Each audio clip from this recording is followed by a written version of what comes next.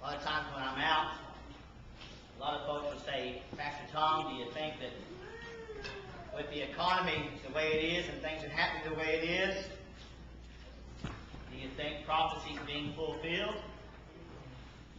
Do you think this is the last days? Certainly a lot of things are happening, aren't they? A lot of unsure things in our life. So many times in tragedies, in hurricanes, and all these things, people want to blame God and say, why did God do this? Why did God do that? And we find that when we look at these things, we need to understand that there's nothing going to happen that God doesn't permit to happen, that He doesn't allow to happen. We need to understand that Satan is at work in a big way, and certainly God has allowed Satan to do some things that we thought we'd never see. We thought we would never see such hurricanes and flooding and tornadoes and fires and earthquakes, and we never thought we'd see such an economy as it is. I know some of the ladies were talking, some of the younger ladies were talking in the ladies' class this morning about the stamp system years ago and all these things, and we never thought we'd ever see those things in our time. We never thought we'd see the economy and the condition that it's been in. And so we wonder, if God doesn't do it, then why does God allow Satan to do these things? Why does God allow the devil to do these kind of things to a wonderful nation as ours? And I begin to think about that, pray about that, and realize that it's no wonder that God has allowed Satan to do these things. We go back even to the 60s, I believe it was, when they said we can have no more Bibles and reading the Bibles and prayers in our school systems and taking those things out.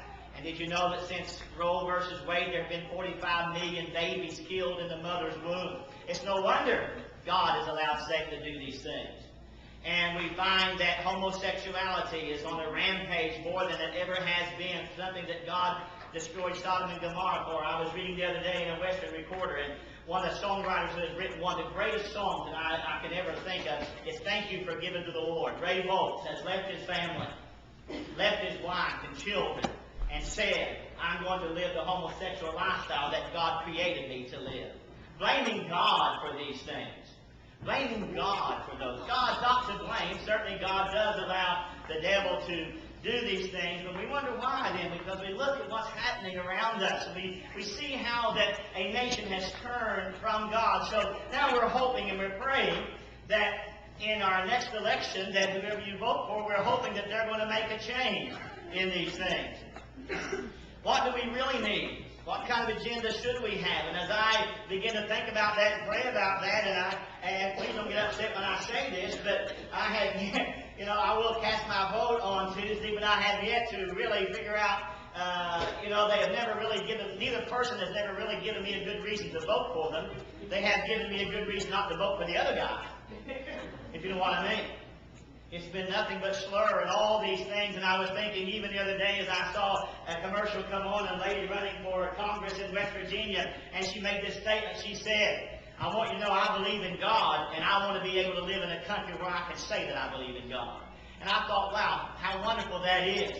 But yet, when we look at the candidates, and even since the very beginning, even in primaries, they all keep saying we need a change. We need a change. Certainly we do, but none of them have presented a change to us to say, here's what our change is going to be, and here's how we're going to do it. But the greatest thing that we need today in America is not necessarily that new man that's coming on to be President of the United States.